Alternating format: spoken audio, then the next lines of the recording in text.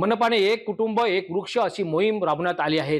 नागरिकांनी एक कुटुंब एक वृक्ष अशी मोहीम राबवावी असे आवाहन सुद्धा मनपा आयुक्त देविदास पवार यांनी केले आहे।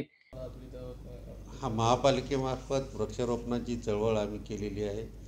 मागच्या वर्षी एक कुटुंब एक वृक्ष अशी मोहीम घेतली होती आणि यामध्ये नागरिकांनी स्वयंपूर्णतेने भाग घेतलेला आहे आणि यामध्ये 72,000 वृक्ष लागवड आम्ही केलेली आहे। याशिवाय आम्ही चांगल्या पद्धतीने ओपन स्पेसमध्ये सुद्धा चांगल्या पद्धतीने गार्डन लावले आहे, आपले झाडे लावलेले आहेत आणि जगवलेले आहेत। याशिवाय या सर्वाचा विचार करता यावर्षी आम्ही साधारणपणे 1,00,000 वृक्षाचं आम्ही लागवडीचं उद्दिष्ट ठेवलेलं आहे। यामध्ये नागरिकांना आम्ही मोफत वृक्ष देत आहोत, त्यासोबतच नागरिकांना आम्ही खड्डासुद्धा खोदून देत आहोत। हे नागरिकांच्या घरी आपल्या ज्या कंपाऊंड वॉलच्या मध्ये जी काही मोकळी जागा असेल त्या मोकळ्या जागी वृक्ष लावण्यासाठी नागरिकांना आवाहन करण्यात येते की आपण आमच्याकडे नाव नोंदणी करावी आणि आपल्या घरी आम्ही वृक्ष लावून देऊया।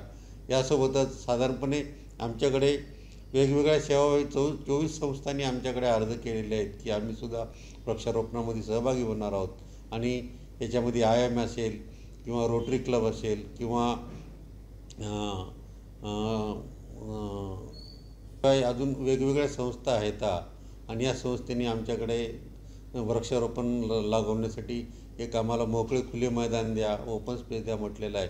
त्यांना आम्ही ओपन स्पेस देणार आहोत, ते स्वयंखर्चाने त्या ठिकाणी वृक्षारोपण करणार आहेत आणि जगवणार आहेत। असंच मी प्रत्येक नागरिकांना आवाहन करतो की एक कुटुंब एक वृक्ष ही मोहीम आपल्याला लावणं गरजेचं आहे। आपल्याला कोविडमुळे ऑक्सिजनचं महत्त्व कळालेलं आहे, पर्यावरणाचं महत्त्व कळलं। यावर्षीचा उन्हाळ्यामध्ये ऊन किती होते याच्यामुळे सुद्धा पर्यावरणाचं संतुलन ठेवणं गरजेचं आहे आणि संतुलन ठेवायचं असलं तर वृक्षारोपण करणं गरजेचं आहे।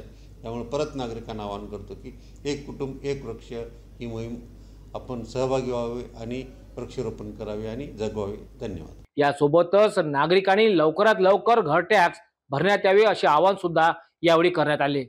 महापालिकेने नागरिकांच्या मागण्यानुसार घरपट्टीमध्ये जे आहे वेगवेगळ्या प्रकारची आम्ही सूट देत आहोत। या सुटीचा फायदा ऑनलाईन असेल किंवा थकबाकी असेल तर थकबाकीवर जे लागलेलं व्याज असेल या पद्धतीचं आम्ही सर्व सूट देत आहोत आणि या महिन्यामध्ये आम्ही सूट देणार नव्हतो, पण नागरिकांनी मागणी केलेली आहे की आम्ही आमची राहिलेली थकबाकी भरूया आणि सूट द्या। त्यामुळे साधारणपणे 17% नागरिकांना सुटीचा लाभ मिळतो। त्यामुळे नागरिकांना आवाहन करण्यात येत आहे की 31 जून आम्ही नागरिकांना घर टॅक्समध्ये सवलतीचा लाभ दिलेला आहे आणि ह्या घर टॅक्स सवलतीचा लाभ घ्यावा आणि आपण मालमत्ता कर जास्तीत जास्त भरावा, जेणेकरून आपलं व्याज आणि इतर जे आहेत ऑनलाईन सेवेचे हे फायदा होईल आणि आपली आर्थिक बचत होईल। त्यामुळे आपली आर्थिक बचत करण्यासाठी महापालिकेने जे मालमत्ता करामध्ये सूट दिलेली आहे त्या सुटीचा लाभ घ्यावा। धन्यवाद।